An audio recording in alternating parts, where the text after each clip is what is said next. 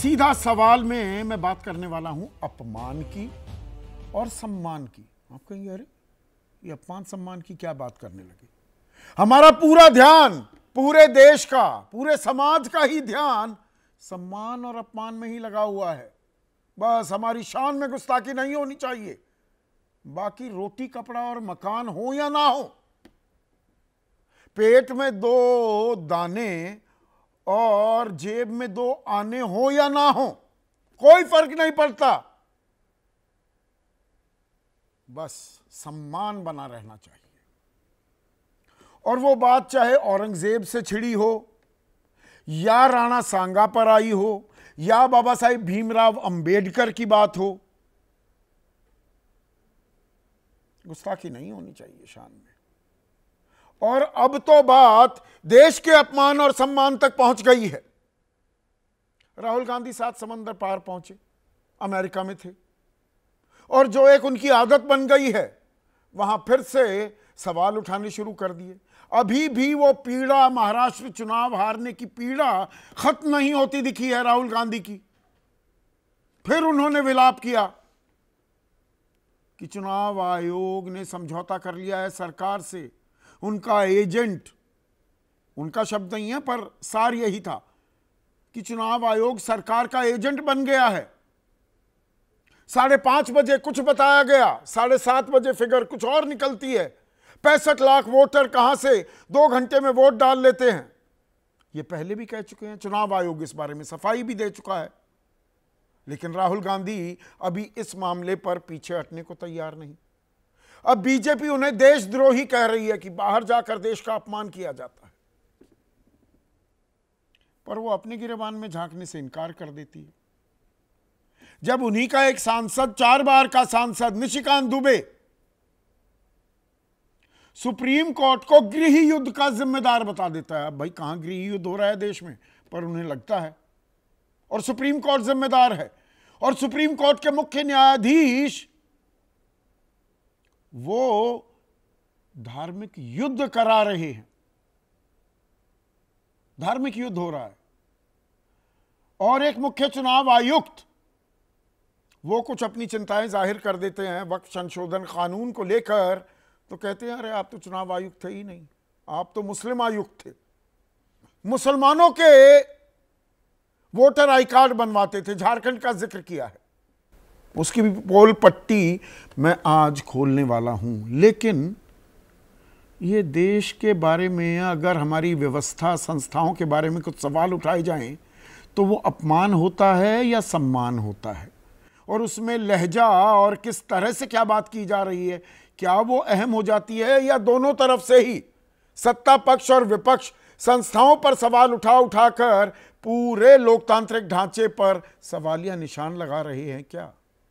ऐसे में आपकी राय, आपके सुझाव और आपके सवाल, जो सीधा सवाल का अहम हिस्सा बन चुके हैं, उनका रहेगा इंतजार। तो देश में एक नया राजनीतिक घमासान छिड़ गया है, और इसमें देश के सम्मान और अपमान की बात आ गई है। और यह क्यों आई?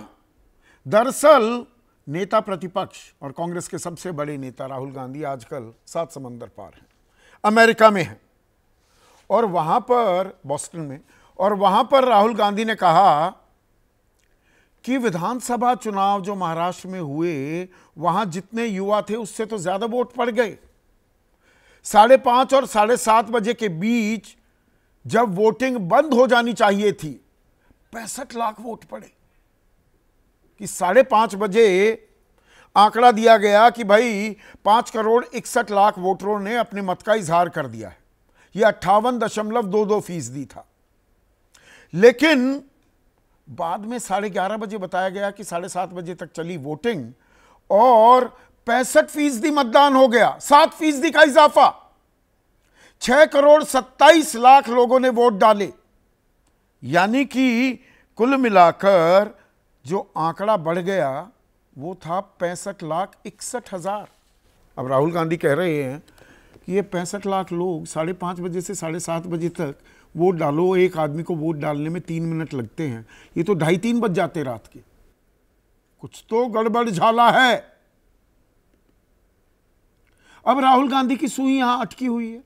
बहुत दिनों से 20 नवंबर को चुनाव हुए थे पिछले साल महाराष्ट्र में, वहां की हार वो पचा नहीं पा रहे हैं। वो लगातार ये सवाल उठा रहे हैं। ये सवाल उठाए गए, कांग्रेस का प्रतिनिधिमंडल चुनाव आयोग से भी मिला। चुनाव आयोग ने कहा कि देखिए ऐसा है कि एग्रीगेशन भी होता रहता है, जुड़ता जाता है। बहुत जगह रात के 11 बजे तक ईवीएम आ रहे हैं, कई अगले दिन भी आते हैं, और बहुत सारी जिम्मेदारियां निभानी होती हैं जो पोलिंग स्टेशंस पर चुनाव अधिकारी होते हैं। तो इसमें कोई गड़बड़ झाला नहीं है। राहुल गांधी कन्विंस नहीं है।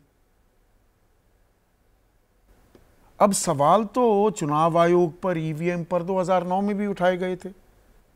जीवीएल नरसिम्हा राव राज्यसभा सांसद भी हैं बीजेपी के, उन्होंने किताब लिखी थी, उसकी प्रस्तावना लिखी थी लाल कृष्ण आडवाणी ने, जिस पर ईवीएम पर सवाल उठाए गए कि गड़बड़ झाला है जी, बैलेट पेपर आए।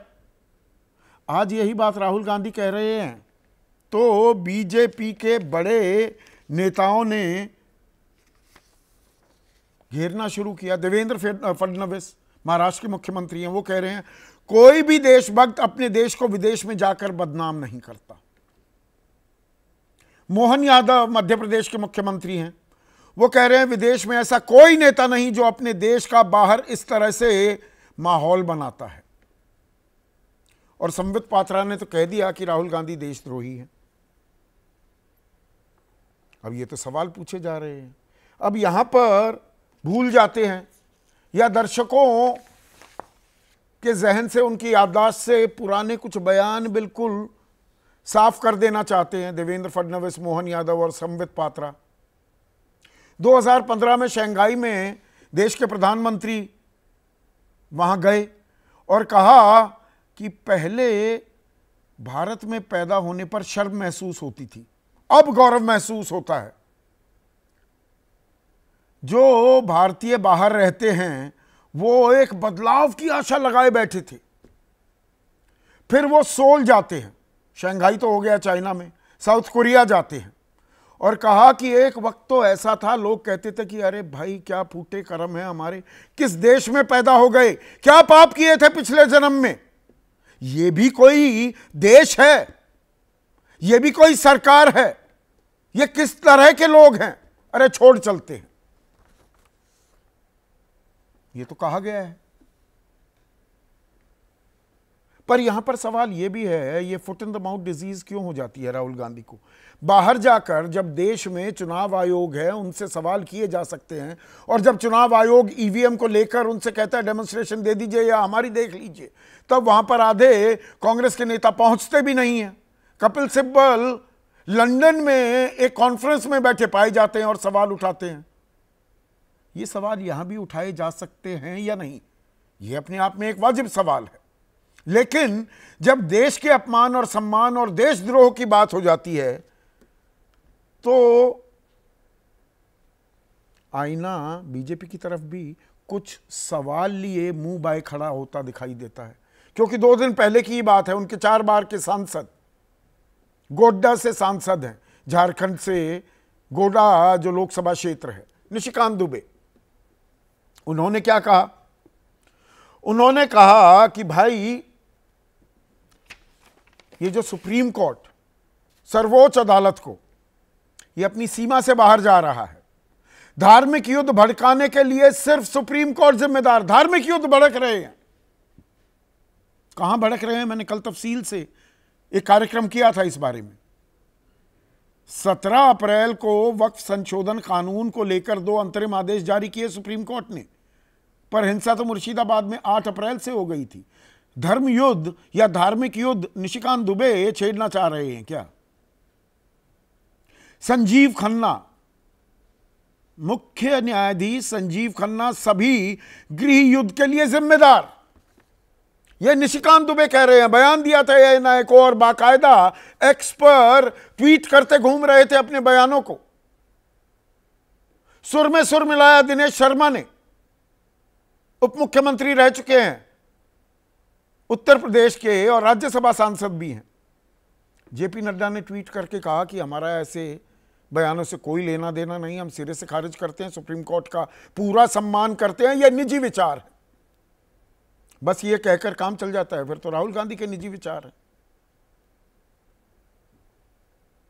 या ये जो लड़ाई है, ये ताली जो दोनों हाथ से बज रही है, और ये सवाल मैंने कल भी उठाया था, ये जो हमारा लोकतंत्र का ढांचा है, खाका है, जो ये स्तंभ हैं, ये हमारी जो संस्थाएं हैं, 78 साल हो गए हमें आजाद हुए, इनका जो इकबाल है उसे हम तार तार करने पर आमादा हो गए हैं क्या? चुनाव आयोग पर भी सवाल, सुप्रीम कोर्ट पर भी सवाल, कार्यपालिका पर सवाल, और इसी में अपमान सम्मान, रोटी कपड़ा और मकान मिले या ना मिले, किसी को कोई फर्क ही नहीं पड़ता। इसी पर आज मैं चर्चा करूंगा, और ऐसे में आज का सीधा सवाल, शुरू हुआ घमासान, राजनीतिक घमासान है ये, कौन कर रहा देश का अपमान, और सुप्रीम कोर्ट से चुनाव आयोग संयोग या प्रयोग, ये यकायक हमले क्यों हो रहे हैं, और ये प्रयोग हो रहा है क्या, और ये दोनों तरफ से हो रहा है क्या? चर्चा में आज मैंने किसी भी राजनीतिक दल के किसी भी नुमाइंदे को नहीं बुलाया है, क्योंकि तेरा अपमान मेरा अपमान, उसी खेल में चिल्पों होती रहती, कुछ निकलता नहीं। तो देश के वरिष्ठतम पत्रकारों को मैंने आज न्योता दिया है। स्टूडियो में मेरे साथ राकेश शुक्ला हैं, दबंग दिबांग हैं, देश के सबसे बड़े चुनावी विश्लेषकों में से एक प्रोफेसर संजय कुमार हैं, जाने माने राजनीतिक विश्लेषक पंकज शर्मा, कांग्रेस से भी लंबे समय तक जुड़े रहे हैं, हिंदुस्तान टाइम्स के पॉलिटिकल एडिटर रह चुके हैं, वरिष्ठ पत्रकार हैं विनोद शर्मा, और इस पैनल में सबसे तजुर्बेकार नीरजा चौधरी हमारे साथ जुड़ गई हैं, पर इनकी एनर्जी ऐसी है, ऊर्जा ऐसी कि हमें भी पानी पिला देती हैं, अभी भी फील्ड में जाती हैं, दौड़ती भागती रहती हैं।